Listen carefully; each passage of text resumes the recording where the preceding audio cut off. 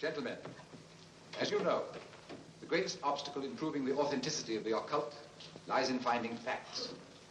However, if the facts are there, even the most hardened skeptic, provided it has an open mind, must finally acknowledge the actual existence of the supernatural. Do you admit that, Mr. Holmes? Facts are always convincing, Lord Penrose. It's the conclusions drawn from facts that are frequently in error. Yes, in the case of the Hound of the Baskervilles, as well as in the adventure of the Sussex Vampire, we found Watson, please. Oh, sorry. The wounds found on Lady Penrose's throat are identical with those found on the throats of the dead sheep. Now, I'm not a superstitious man, Mr. Holmes, but I don't know of any weapon capable of inflicting such wounds, except an animal's claw. Of course, it could be done by a five-pronged garden weeder. Not that garden weeder, Mr. Holmes. That's mine. I use it to weed the garden at the back of the jail. I'm inclined to agree with the Sergeant, Holmes. A weapon such as that would have severed the jugular vein, and death would have followed immediately. Lady Penrose lived long enough to drag herself to the church and toll the bell in a frantic effort to call for help. Yes, I know all about that. But there must be some logical motive instead of all these goblins and monsters. Sergeant, have you ever heard of Lillian Gentry? No, I can't say that I have, Mr. Holmes. She was a famous actress who came to America some time ago. She appeared for many years in the United States and Canada. Then suddenly she disappeared. Her disappearance was never explained, and she was soon forgotten. But what's the connection between Lillian Gentry's disappearance and the death of Lady Penrose? Lillian Gentry and Lady Penrose are one and the same person. The same person? Precisely. One more question, Sergeant. Do your files show anyone with a prison record living in La Mort Rouge? No, Mr. Holmes.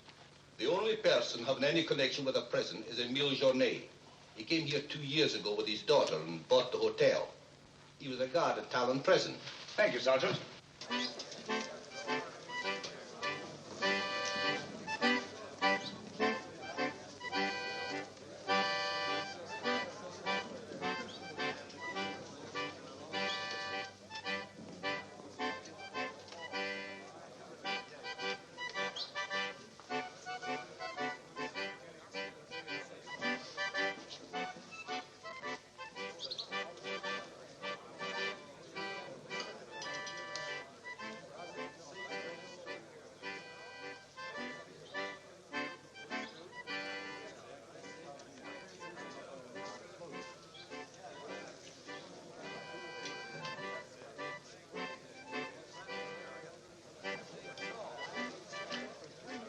Thank you, my dear.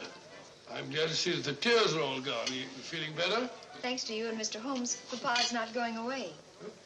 Not going away? Oh, good. I see no reason why we shouldn't leave for home tomorrow. So much for tomorrow. But for tonight, what do you make of this, Watson? I found it in Tanner's room. Just a photograph? That's right, old boy, just a photograph. You notice anything else about it? Part of it's missing. Bravo, Watson. Now, if we can find the missing half, notice the discoloration of the torn edge, faded signature. The upper half was torn off sometime within the last year, I should say. Well, why all this fuss about an old photograph? Watson, have you ever stopped to think that the science of detection is very much like stringing a handful of beads? I can't say I have. Well, it is. And in this particular case, you might say that I have 5 beads. Journet, Brisson, Tanner, Lord and Lady Penrose. So far, I haven't had any thread to string them together. This, gentlemen, is our thread. And I think I shall start with Lady Penrose. But Lady Penrose is dead. The dead can tell us many things, Sergeant. You and Dr. Watson remain here at the hotel. I'll meet you later. I'm sure you got Tanner, Sergeant. But Mr. Holmes is never satisfied with a dead criminal. He has to sit in on the post-mortem. Come along. Let's go downstairs and celebrate the death of the monster. That's a good idea, Doctor.